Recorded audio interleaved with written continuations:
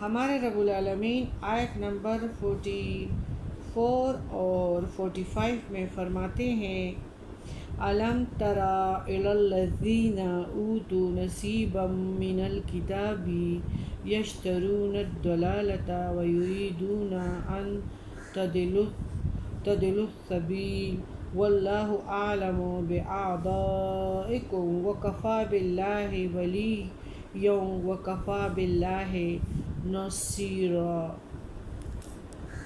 ترجمہ: یہودیوں کا ارادہ بد کی طرف اشارہ ہے کہ کیا تو نے انہیں نہیں دیکھا جنہیں کتاب سے کچھ حصہ ملا ہے اور وہ گمراہی خریدتے ہیں اور چاہتے ہیں کہ تم بھی راہ سے بہک جاؤ، اور اللہ تمہارے دشمنوں کو جانتا ہے، اور اللہ کافی ہے، حمایتی ہے، اور اللہ کافی ہے، مددگار ہے۔ ان آیاتوں میں یہودیوں کے بعض برائیوں اور مکر اور فریب کا بیان ہے۔ ان اللہ لا يحب من کان مختالا فخورا سے لے کر یا ایھا الذین آمنوا لا تقربوا الصلاۃ تک یہودیوں کی برائیوں اور نقائص بیان ہو چکے ہیں۔ درمیان میں یہ بتایا گیا تھا کہ جب تم نشے کی حالت میں ہو یا تمہیں غسل کی حاجت ہو تو نماز کے قریب نہ جاؤ۔ اب یہاں سے پھر یہودیوں کا بیان شروع ہے۔ یہودی اہل کتاب ہے، اللہ نے انہیں اپنے کلام کا کچھ حصہ بخشا، لیکن انہیں عمل نصیب نہ ہوا۔ جس طرح آج کل کے ہم مسلمان اس پہ خوش ہوتے ہیں کہ انگریز جب بچہ بہت خوبصورت یا اس کو نہلا لیتے، کپڑے بتلا دیتے، انگریز نظر آ رہے۔ مسلمان جب مجاہد ہو تو وہ کتنی اس زمین کی بھی خوبصورتی ہے اور اوپر کی بھی جنتوں کا بھی خوبصورتی ہے۔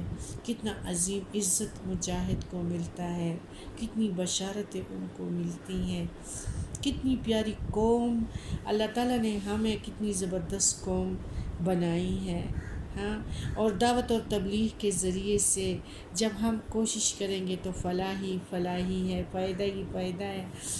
تو ہم بھی انگریز بننے کی کوشش کرتے ہیں، مجاہد نظر آ رہے ہیں۔ اللہ تعالیٰ ہمارے بچوں کو، لڑکیوں کو، لڑکے کو ہمارے سمیت مجاہدین میں تبدیل کر دے۔ یہود اہل کتاب ہے، اللہ نے انہیں اپنے کلام کا کچھ حصہ بخشا، لیکن جس طرح ہم آج کل ڈواڈول ہیں اسی طرح انہیں بھی یہ عمل نصیب نہ ہوا۔ اصل مقصود یہی تھا، یہ لوگ اللہ کی آیات کے بدلے گمراہی خریدتے ہیں۔ پیغمبر آخر الزمان حضرت محمد صلی اللہ علیہ وآلہ وسلم کے حالات اور اوصاف چھپاتے ہیں۔ ان کی کتابوں میں نبی کریم صلی اللہ علیہ وآلہ وسلم کی جو بشارتیں موجود ہیں انہیں چھپاتے ہیں تاکہ ان کی اپنی سرداری اور عزت ختم نہ ہو جائے۔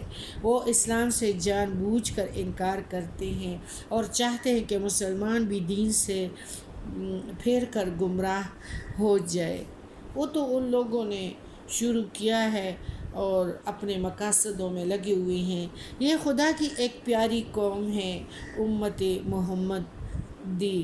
اس میں اللہ کی بیشتر نبی مبعوث ہوئے اور یہ خدا کی ایک پیاری قوم ہے یہ جو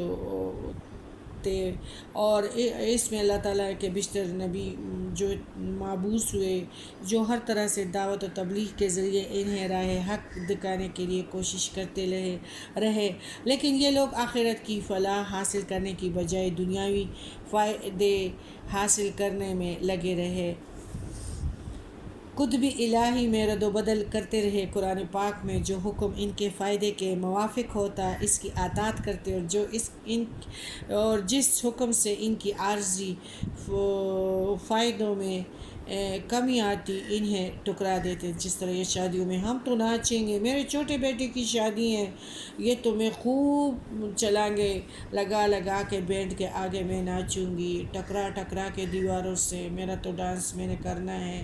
تو یہ عارضی فائدوں کے لیے بھی یہ اللہ کے احکام چھوڑتے ہیں۔ تو کیا آج یہی ہو رہا ہے نا؟ اس کتاب میں قرآن پاک میں نبی کریم صلی اللہ علیہ وسلم کے بارے میں بشارت بھی دی گئی ہے، لیکن انہوں نے مخصوص ان کی کتابوں میں بھی باقاعدہ بشارت موجود ہے، لیکن انہوں نے مخصوص اس عرض سے چھپایا کہ ان کی ریاست اور امارات کا خاتمہ نہ ہو جائے، یہ عوام میں بدنام نہ ہو جائے، غرض دین بیچ کر ان لوگوں دنیا خریدتے رہے۔ اب اس کوشش میں رہتے ہیں کہ مسلمانوں کو بھی اور ان کے نیو جنریشن کو بھی اسلام سے پھیر دیں۔